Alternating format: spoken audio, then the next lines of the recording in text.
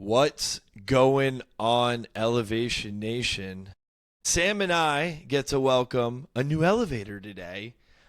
She's part of a much bigger crew of elevators, and we are so grateful to welcome Julia Resnick, Senior Psychotherapist at Be You Psychotherapy, officially to Elevation Nation. What's going on, Julia? It's great to have you. Yes, thank you so much for having me. I'm so excited to talk to both of you and share more things, but also learn so much about you both. I'm sure I'll have questions. Parker was joking that I hope you're ready for your last two clients of the day because I think there's like a meme or a tweet about this that instead of going to therapy, men just start podcasts with their friends, which I think is fairly true, except Parker and I both go to therapy too. So you have double the therapy with us. We're so excited to welcome you, the third member of Be You Psychotherapy, to Elevation Nation. Make sure to check out Be You Psychotherapy. We'll talk all about them and some of the promotions that they're having so that you all can get the mental health that you need, exercise your mental fortitude, conquer the real world, work on your EQ, whatever it is that you may need. Be You Psychotherapy is the place to go. So Julia, we're so excited to welcome you to Elevation Nation. We got to start though with an elevator pitch. Tell us who you are. Yes, so my name is Julia. I am as Parker introduced me, senior psychotherapist at Be You Psych. We're a private practice in Manhattan, and I really brand myself as a lived-in psychotherapist. And why I say this is because I specialize in things that I've lived through and that I currently live through, that being anxiety, OCD, and then the bundle of chronic illness, chronic pain, autoimmune disease, super fun trifecta that I have.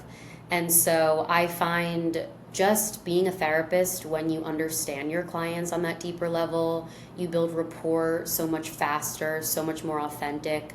I show up every single day to work as myself. My clients know that I'm human and that I share experiences with them, and it's the best job, very hard some days, but healing in so many ways. So that's a little bit about me.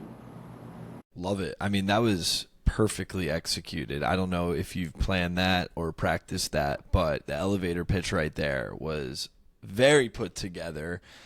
Julia, Thank you. curious, like, have you always thought you'd be in the position that you are now, helping other people, going to school to become a psychotherapist, and then now being able to actually help people on a daily basis? So, unlike most therapists, my answer is no.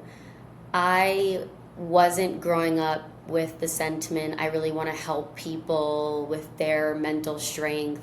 I felt really mentally weak growing up. And I always loved connecting to people. I was that friend that we're having a deep conversation, we're talking till 2 in the morning. I want to know how you're actually doing. But I never thought I had enough strength to be a therapist and provide the help that I do. So I think that's why I have so much passion, and this job is so healing for me, because I show up every single day for my clients and give them the strength that I think I didn't even know I had.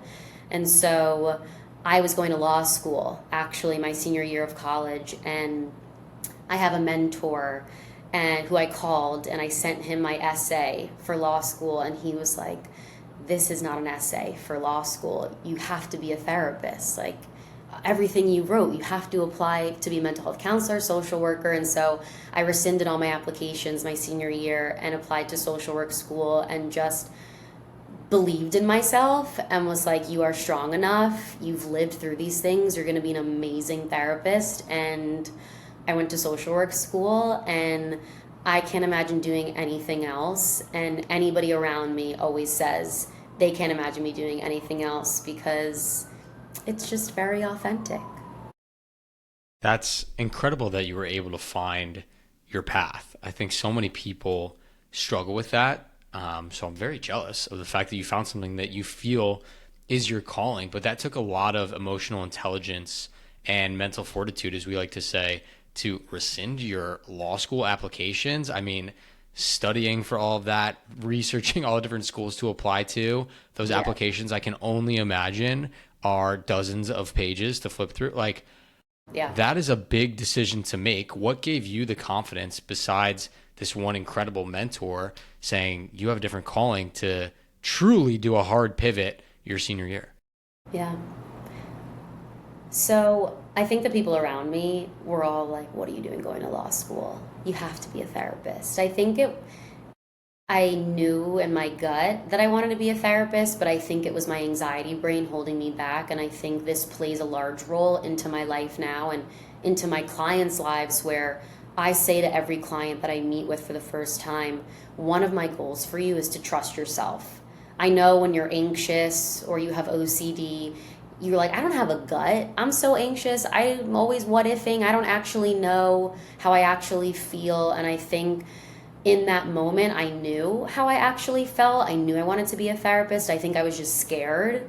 And I knew I was articulate and bright and I could go to law school, but I didn't really want it.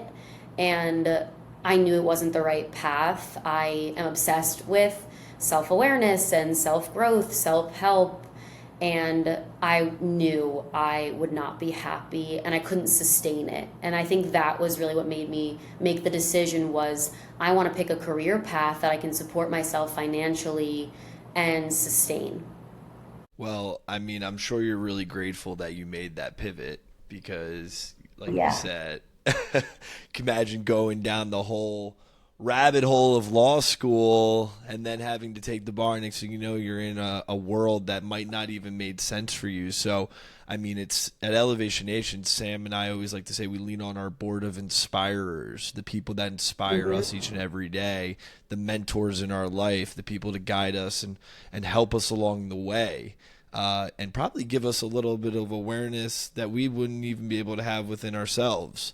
And so sounds like that worked out for you, gratefully. And now you're here as a senior psychotherapist. And so let's jump into it. Like, what are you dealing with on a daily basis? Like, what does the life of Julia Resnick look like on a daily basis? What does the life of Julia look like? Well, I'm very routine oriented, so pretty easy question. I wake up and work out every morning. I love to move my body before work, where I know I'm sitting all day and taking in a lot. So work out every morning, and then I typically am in meetings all day long. I could have 6 to 7 sessions in a day, and so that's pretty taxing.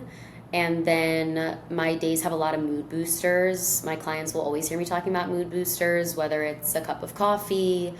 I shower always before work and after work. I love that part of my routine to just mentally, physically wash off the day. I have dessert every single night, any sweet treat, big, small. That boosts my mood, that grounds me after a long day. But it's typically moving my body, supporting others, then supporting myself, doing something fun for myself that boosts my mood, and making sure I get really good sleep. I'm very big on recovery and getting a good night's sleep. We love a good routine. Parker obviously makes fun of my routine all the time. I won't dive into all the details, but Come on, you got to give love it like good a little morning routine. 20 seconds. Give me more. Of your routine. I don't know enough Yeah, about you. you Tell don't me. know. She doesn't know you, Sam. Let's Very hear it. similar. Wake up, move my body, go to the boxing gym, and take a cold shower. Do my meditation, my manifestation, read my affirmations, and then we get going with the day. I also do the pre-shower and post-shower, but I never thought about it as like washing off from the day. It just like felt like something I needed to do, but I like that. Now I can attach a mental piece to it as well. And I think a good routine is so core to keeping you grounded, especially Parker and I. We travel a hell of a lot for Elevation Nation when we speak around the country, and then equally as much for our full-time jobs as consultants. We're all over the globe in different cities. And I will say it is extremely difficult to have a good morning and evening routine when you're on the road. And so that's something that I certainly have, Parker knows, have struggled with this summer with how much we've been all over the U.S. So yeah, I'm glad to be home this week in a routine. Yeah. Coming back to your routine is always so grounding, but I always tell my clients it's so important to be flexible. And as important as it is to have a routine, is to break it and go on a trip and eat different foods, and maybe don't move your body as much as you usually would, because you're more resilient than you think. You can tolerate discomfort. So it's good to shake things up once in a while. I think that's such a good point, and it was almost like we were on the same page because I was going to ask a question around that. You know, I feel as if as a young person, you know, Sam and I have been on this mission with Elevation Nation for now 5 years, and we've talked about the idea of, you know, elevating doesn't happen inside the comfort zone. You have to step outside the comfort zone. And oftentimes our routines put us in the comfort zone. They keep us there because we want to be there. It's nice and cozy. We know it's familiar. It makes sense, and there's not as much fear when you're there. But mental fortitude is, we think, the thing that people can use to get outside the comfort zone, to tackle their fears and truly conquer whatever it is they want to do. And so Sam and I recently, we've become obsessed with this idea of authentic intelligence. We're calling it AI, the new form of AI, authentic intelligence. And underneath it all, it's all about building trust in yourself. So that when you're in the comfort zone, you can trust that you can push outside and get and go and elevate. Even trust in yourself when you're already out there and, you know, some things are not going well. I'm curious, like in your role, Julia, with your clients, how are you helping people reconnect with themselves? Yeah. I think it starts smaller than everyone thinks. I think people usually come to me really wanting to seek control in all areas of their life, but not knowing what decisions to make first, not knowing what even grounds them, what makes them feel good. So I start really small when it comes to eventually going outside their comfort zone and building trust and comfort in the discomfort, is figuring out, well, what does make you comfortable? Let's start there. What does make you feel good? And I think learning about the client and meeting them where they're at is where I'm going to start, instead of just pushing them out of their comfort zone and pushing them to just get comfortable in the discomfort. You know, if your therapist just randomly said that to you, of like, just try it, just go do that thing that makes you uncomfortable, well, what's going to come up? How do they self-soothe? How do they emotionally regulate? What cognitive distortions are going to come up? Maybe all or nothing thinking or catastrophizing of like, I can't handle this, it's going to be horrible. Well, we're fortune telling, we're all or nothing thinking. So I like to get ahead of those cognitive distortions with my clients, bring them into sessions. Well, what is it like to think about doing this thing that's uncomfortable? Well, it's really scary. Let's process that. Let's do some emotional work. Let's do some CBT work. So then when outside of session, they go and do something uncomfortable, they're like, oh, that all or nothing thought, Julia warned me about that one, or we talked through that one. Or even sometimes we do some exposures in sessions. Let's visualize something really uncomfortable. What would come up for you? Let's sit in the discomfort together. I always tell my clients, like, I'm taking things on with you. We're partners here. And so hopefully the goal is, I'm only 45 minutes of their week if I'm seeing them weekly. The goal is, outside of seeing me, they know what affirmation to use to disengage maybe from that cognitive distortion and to help ground, self-soothe, and self-regulate. Let me know if that answers the question. I think Parker would say yes. And spoken like a true, thoughtful therapist, I appreciate you making sure we're on the same page with you. I want to talk about one thing, Julia, you said is you only get to see them maybe once, or in my case, I see my therapist every other week, right? I was joking with her, and Parker knows this story, that I used to keep track in a notes app of all the crazy thoughts that I had that I wanted to bring up to my incredible therapist. I now have pivoted to using ChatGPT, and I speak to it the thoughts that I'm having and just say, like, remember this as you build out my profile and like figure out who I am and keep this thought. And every 2 weeks, because sometimes like I see my therapist in the middle of the workday, I have other things on my mind and I can't remember some of those things and why they triggered me or why I had anxiety around them. And so every 2 weeks, I go to my little ChatGPT channel that I have for my therapist, and I'm like, what happened in the last 2 weeks? What do I need to talk to Priscilla about? And it spits out a summary for me. So I know Parker mentioned authentic intelligence, our new AI that we like to talk about. But in the world of therapy, how has AI changed your job, your life, and how you interact with clients, if at all? Yeah. This is a loaded question. I will say, I think good and bad. I think for a really high risk mental health issue, I don't love the use of AI. I think if people are experiencing mania or paranoia, that makes me nervous. So for a high risk situation, I would say I'm hesitant about the use of AI.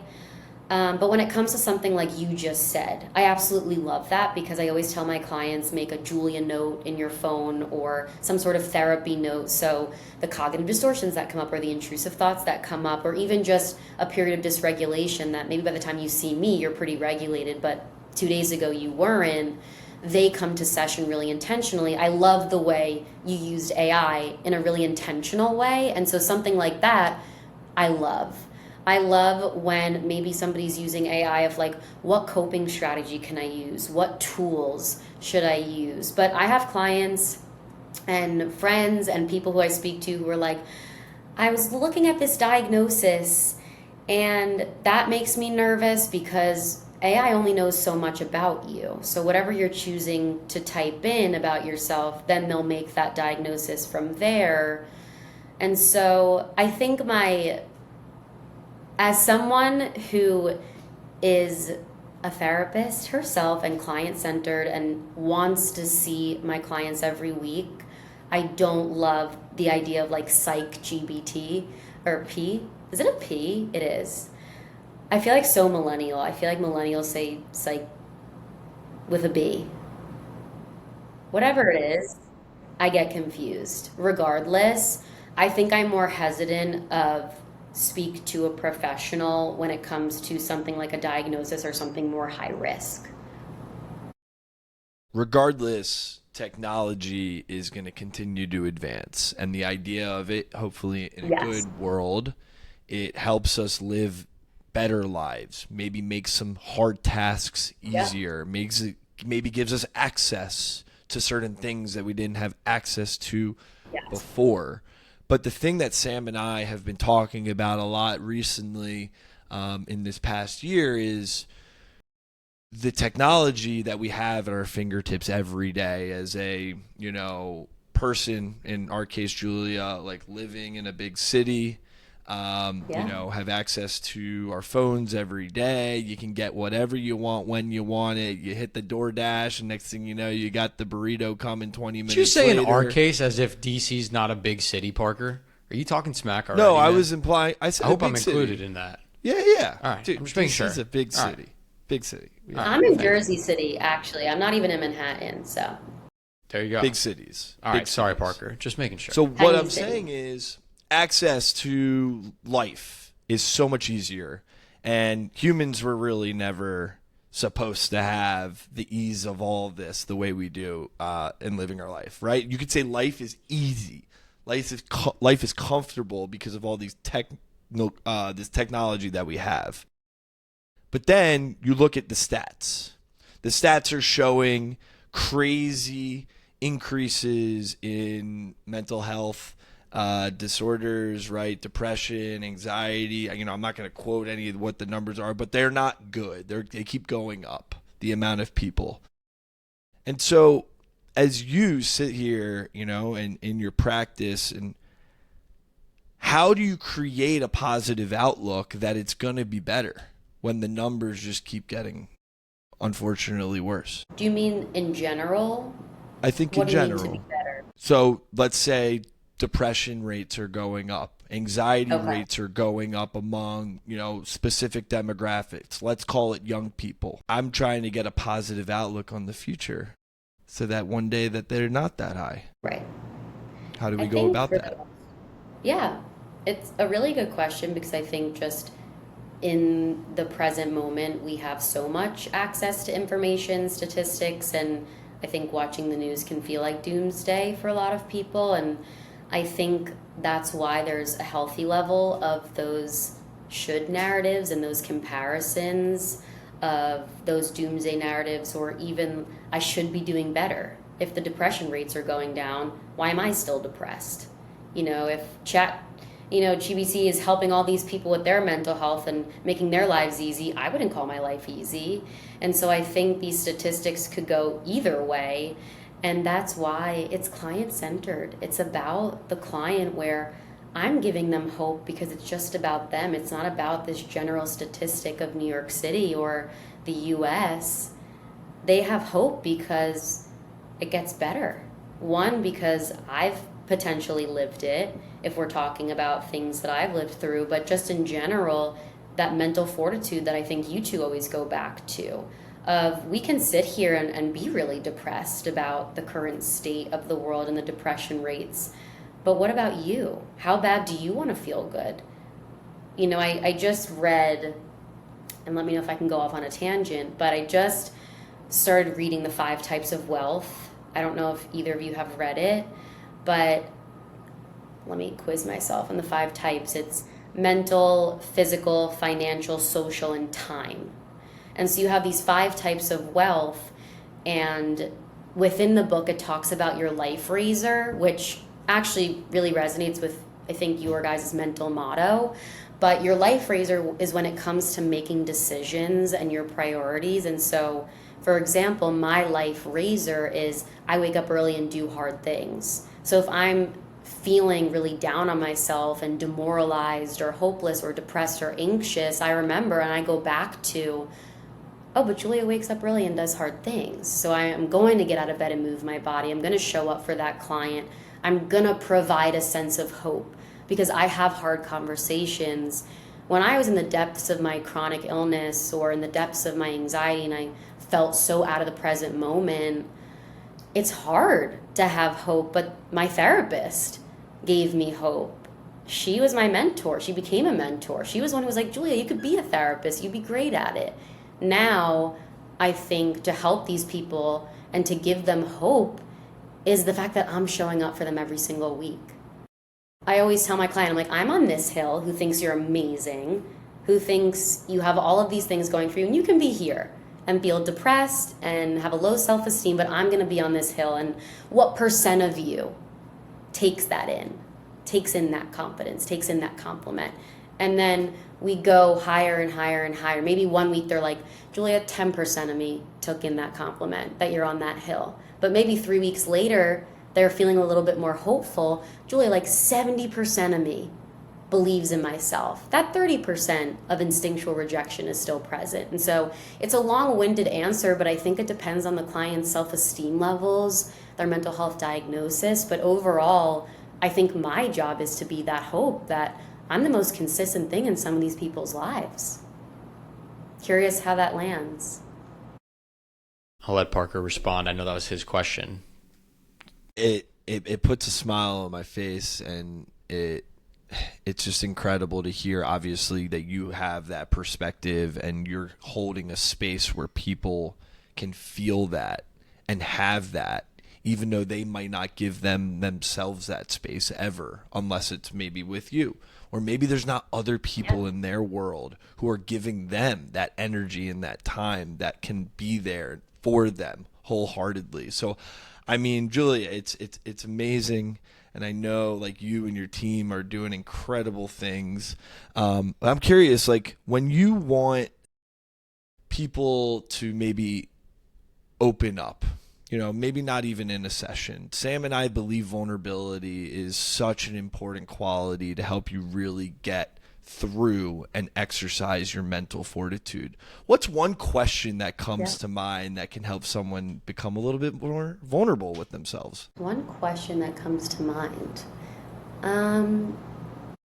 I think my favorite question to get someone more vulnerable is, what was that like to say out loud?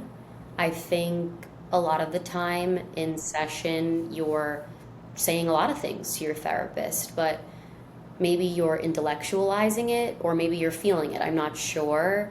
But especially, I will say with my male clients, we have a really good rapport, with most of them. And they'll say to me, like, Julie, I'm intellectualizing today. I find a lot more of my male clients will intellectualize and won't rush to get vulnerable with me. And so using that question of, okay, you just intellectualized and told me this really tough experience that you had last week that maybe your AI reminded you of. And so maybe you're not really feeling it. Like maybe Sam shows up to his sessions filling in his therapist, and maybe it's uncomfortable and brings up a little bit, but he's not as triggered. Maybe I would say to him, well, what was it like to recall that memory? What was it like to say that out loud? What was it like to experience that, and really get them into their emotions and out of just explaining something to me, I find is a really gentle way to get someone to feel. That is literally the hardest part by far. Especially, I think, for young men out there, myself included, I go into therapy like I go into pretty much everything I do, which is very tactical. I want to be amazing at it. Yeah. And I will never forget, it was my second therapy session with Priscilla, and she's the homie. Shout out Priscilla. Yeah, I would love to meet her. She's the best. And I remember she was like, Sam, are you just trying to say everything to make me like you and think you're saying the right answers so that I'm impressed by you? And I was like, yeah, shit. Yeah, I am. I am. That's 100% true. Like, I never wanted to be 1 minute late for a session. I wanted to make sure we ended on time. I was like, oh, we're almost at time. Like, do we need to? And she's like, why are you doing all that? Right. And I think it's so hard to code switch from in a corporate world when you do need to do that to your clients, to your bosses, to all these people of I want everyone that I work with, Parker knows this, to think Parker and I are the fucking best. And we are great at what we do. Whether it's Elevation Nation or in consulting, I want them to think we're amazing. And so to totally flip that mindset on its head to be I can be fully vulnerable. I mean, Parker, I've been in therapy for how many years now, right? And I talk to Parker every week on a podcast. I still don't even know if I can fully do that. And so it's something that we preach at Elevation Nation, and why I love therapy is this isn't just something that you can do and figure out and cross it off and check a box. I go to the gym every morning because I want to stay healthy. I go to therapy every couple of weeks because I need my brain to continue to grow and evolve and elevate. And so I'm just so appreciative of people like yourself out there that help people dig deeper and get more vulnerable. And so I'd like to, I guess, ask after that long rant, the question about as AI, as technology has continued to advance, as these, probably many of your younger clients, maybe yourself included, had COVID years in school or in early work, we now are living in a hybrid world. Yes. Have you maybe seen an uptick in people struggling with communication skills, with emotional intelligence? Have you heard stories maybe from some of your older colleagues or professors saying it didn't used to be this bad? Because Parker and I are seeing this firsthand in our consulting jobs with the new people that are coming in as they struggle to communicate in a professional setting. I imagine many of them are struggling to communicate with their inner dialogue as well. Yeah. I think it's definitely interesting that you bring that up because, I sometimes find that a lot of people don't want to come into the office. They feel more comfortable being remote and seeing me virtually. I think that definitely is reinforced from COVID. People are more comfortable being home. And I think the idea of being in person for some people, I think the word that comes up for me is feeling exposed. I think to go into the office, to have face-to-face, maybe confrontation, or to have your year-end review in person, or even go to your therapist in person and cry in front of them, or say an intrusive thought that's really disturbing and embarrassing. I think post-COVID, there's something that feels exposing and vulnerable in an uncomfortable way for people potentially. I think my job is to meet them where they're at. I think maybe it's a slower process for those types of clients who have trouble maybe articulating their feelings or articulating what they're trying to say. Maybe if I'm in an in-person session, they're not making eye contact with me when they're saying something emotional. I'm meeting them where they're at. This isn't a year-end review. I'm not their boss. I'm not their colleague. I'm there as their support system to validate, to create a space that feels comfortable. So if my client wants to see me virtually, I honor that. I will say I love having my clients pop in for an in-person session to be able to create that higher level of connection.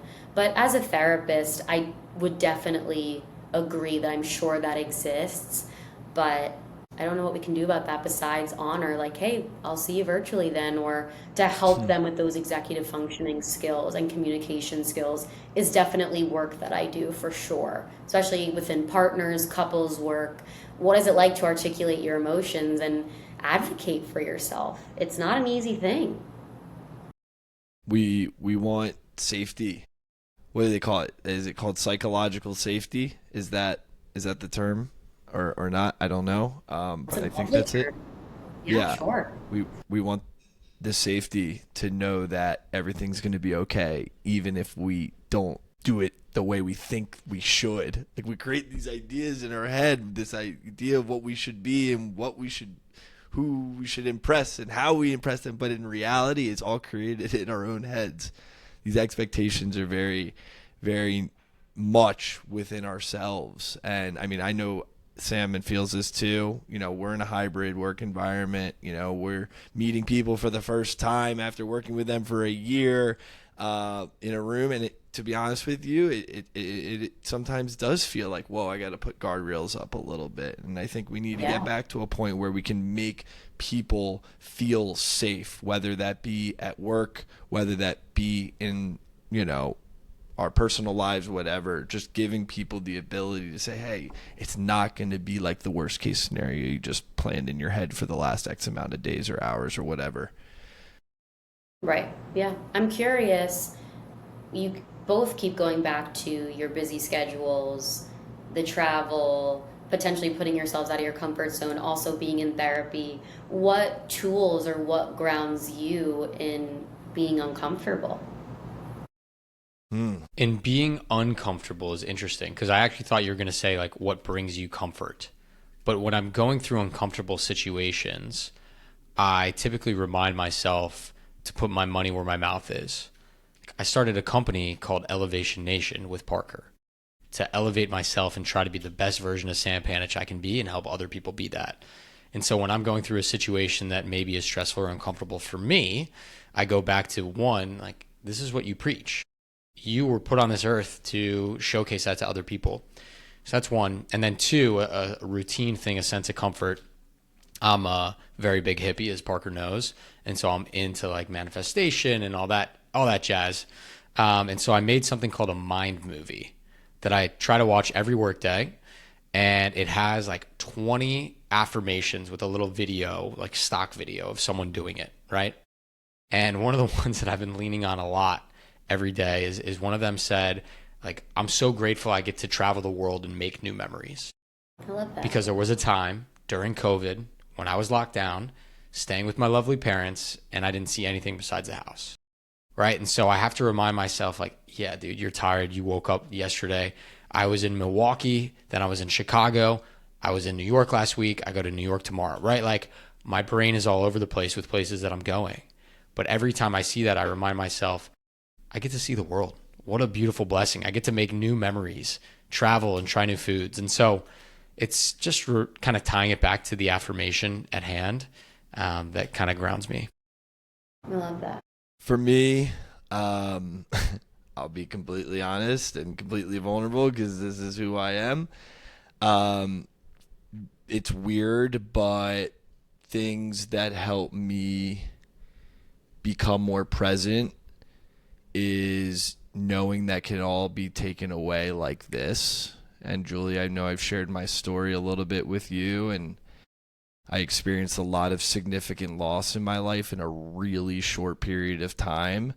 And to be honest with you, one of the most freeing, one of the most rejuvenating things is the reminder that it could all end at any point, whether my ending or people I love. That is freeing, and that is really helped me. It's like so bizarre to think about, like thinking about my own grief in a way that's helped propel me to get on stages, to propel me to talk with executives at companies, to be a better husband. Like thinking about how death has fueled all of that and actually freed me from my anxiety has been one of the more powerful things that I rely on, because it's a simple reminder. it could end at any moment.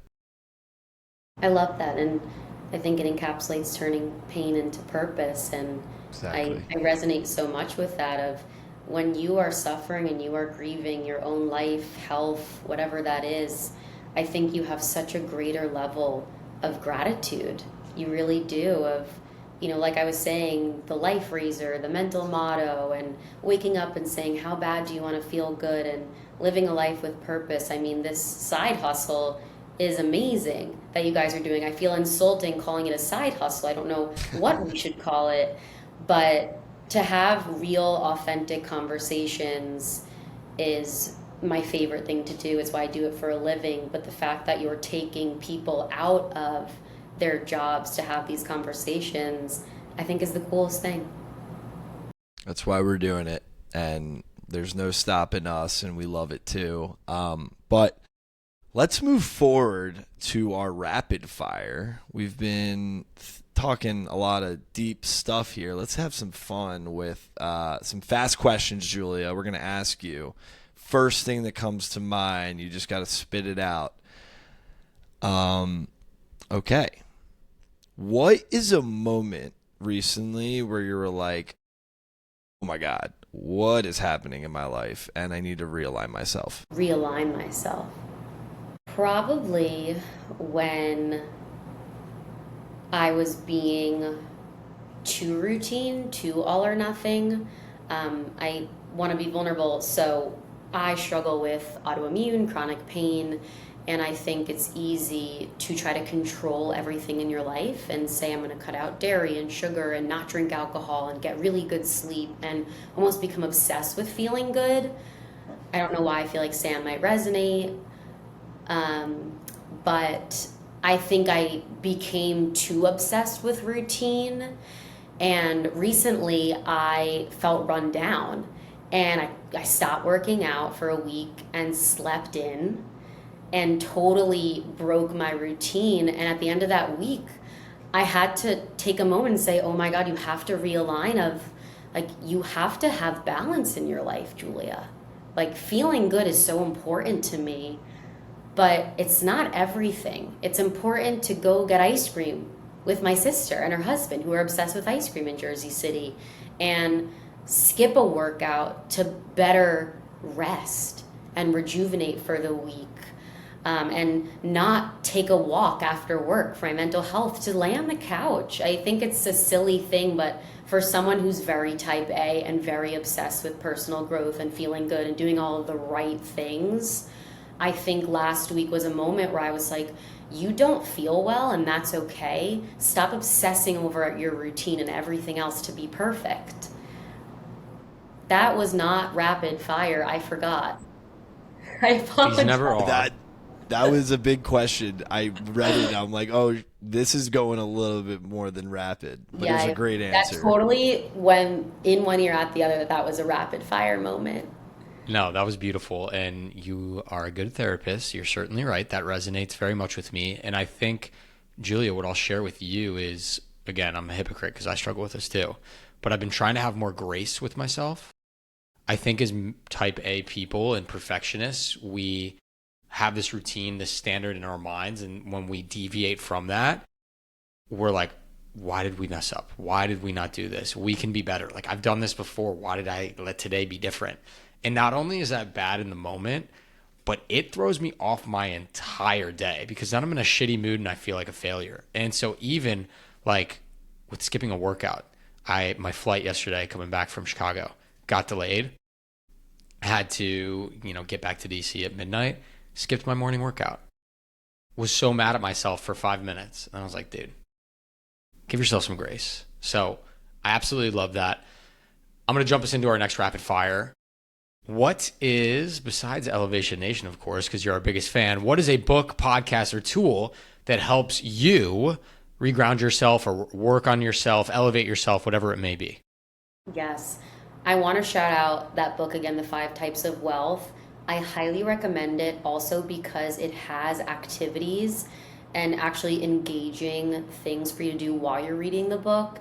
And I haven't finished the book yet, so I'm saying this and emphasizing it to keep myself accountable to finish it, because I think thinking about time wealth and social wealth and physical, mental, all of these types of wealth. We're all trying to be perfect, and you can't. You got to prioritize different things at different times. So I would say that book I highly recommend.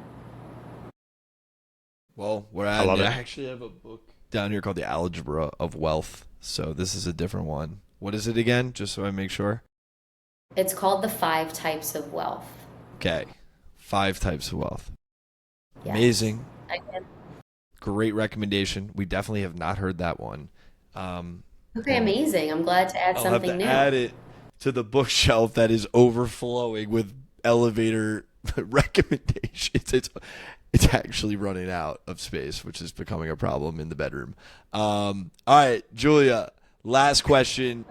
We ask every Yes. single person who joins Elevation Nation what their mental motto is. That is a phrase, a quote, a slogan that they lead their life by. We have asked hundreds of people on the podcast and also have helped thousands of people in our workshops gain a mental motto. So obviously, we have to learn. What's your mental motto? Yes, happy to share. I would say mental motto is to go with the odds. It's a very simple phrase, but I think as someone who can what if themselves to death, it was a simple phrase my therapist told me when I was what ifing her to death, probably. And what it really means to me is to sit in discomfort, and that I don't know is enough of an answer. And so if somebody's bringing me a what if question, all I'm saying is we're going to go with the odds. It's going to be okay. We'll go with the odds that it's going to be great and not horrible. And sit in that uncertainty is always so, so grounding. So I love that one. That's a beautiful sense of optimism and being rational. To end our podcast with you, Julia, I feel so like calmed and chill and introspective. So not only I imagine you bring this energy to your clients, but you certainly let that bleed into the podcast. And so I just want to thank you for helping me and Parker end our day on such a lovely note. Again, you can find Julia at Be You Psychotherapy.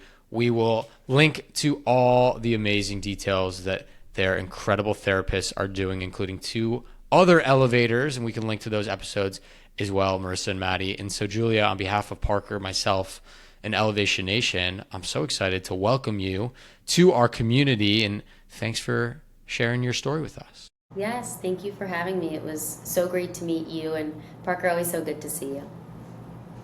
Until next week, Elevation Nation. Peace.